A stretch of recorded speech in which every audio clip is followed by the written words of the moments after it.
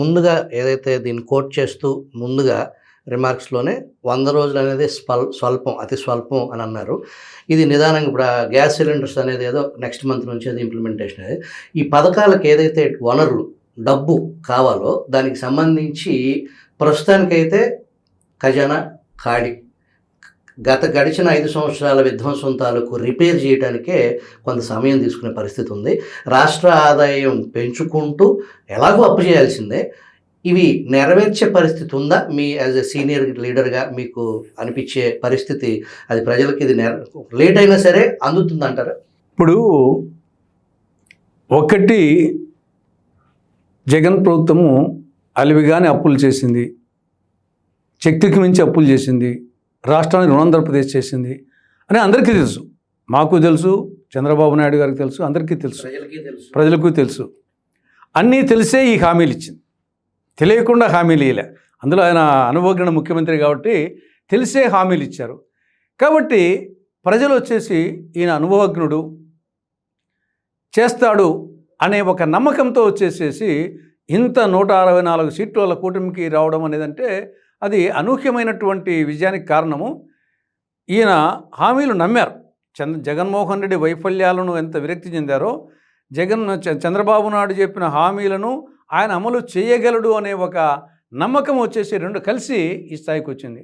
కాబట్టి అప్పుడు న్యాచురల్గా వచ్చేసి ఎక్స్పెక్టేషన్స్ ఉన్నప్పుడు దాన్ని ఆ యొక్క తొందరగా వ్యతిరేకత వచ్చేదానికి కూడా ఆస్కారాలు ఉంటాయి. మీరు చెప్పినట్టు తెలుసు, ప్రజలకు కూడా తెలుసు అప్పుల పరిస్థితి ఇవన్నీ, కానీ చెప్పినాడు కదా అనేది ఒక యాంగిల్ ఆలోచిస్తారు. ఇంకొకటి ఏమంటే సరే అంత ఇప్పుడు పిండి కొద్దీ రొట్టె, పిండి ఉంటే రొట్టె చేయొచ్చు, చిన్న రొట్టె, పెద్ద రొట్టె, 1, 2, 3 వెంట్రుకలు అనేది ఉంటే జడ వేసుకోవచ్చు, కొప్పు చుట్టుకోవచ్చు, వాళ్ళ జడ వేసుకోవచ్చు, 2 జడలు వేసుకోవచ్చు. కాబట్టి మీరు చెప్పినట్టు ముందు డబ్బు అనేది ఉంటే సంక్షేమ కార్యక్రమాలు, అభివృద్ధి కార్యక్రమాలు, మౌలిక సదుపాయాలు అన్నీ చేయొచ్చు. ఇక్కడ ఫైనల్గా వచ్చేసి రూపాయి రాక రూపాయి పోక, ఇది ఓవరాల్గా వచ్చేసి కుటుంబ బడ్జెట్ నట్టే. ఎవరైనా రూపాయి రాక ఏమొస్తుంది రాష్ట్ర ప్రభుత్వానికి? సంపద వచ్చేసి ఒక్కసారి ఓం పట్టు అంటే మాయాబజార్ సినిమాలో వచ్చేదేం కాదు. అది చెప్పొచ్చు సంపద సృష్టిస్తా అని చెప్పేసి, అంత ఈజీ కాదు. అంటే రూపాయి రాకకుండే మార్గాలు ఏమి? ఒకటి, కేంద్ర ప్రభుత్వం నుండి మనకు రావాల్సిన గ్రాంట్ అది ఆటోమేటిక్గా వస్తుంది.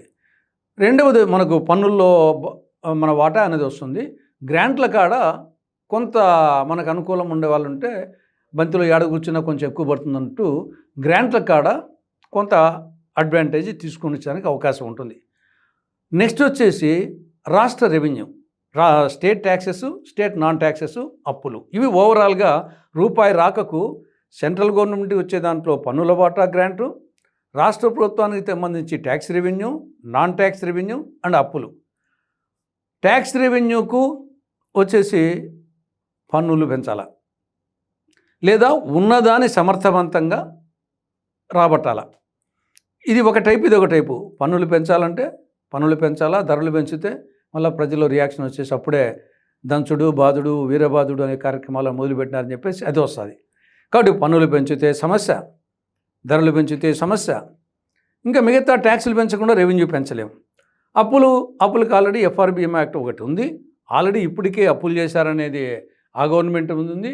ఈ గవర్నమెంట్ వచ్చేసి దొడ్డిదారిన అప్పులు చేసినా కానీ ఈరోజు అన్నీ తెలిసిపోతాయి. కాబట్టి విపరీతమైన అప్పులు చేసేదానికి లేదు, ట్యాక్స్ రెవెన్యూ పెంచేదానికి లేదు.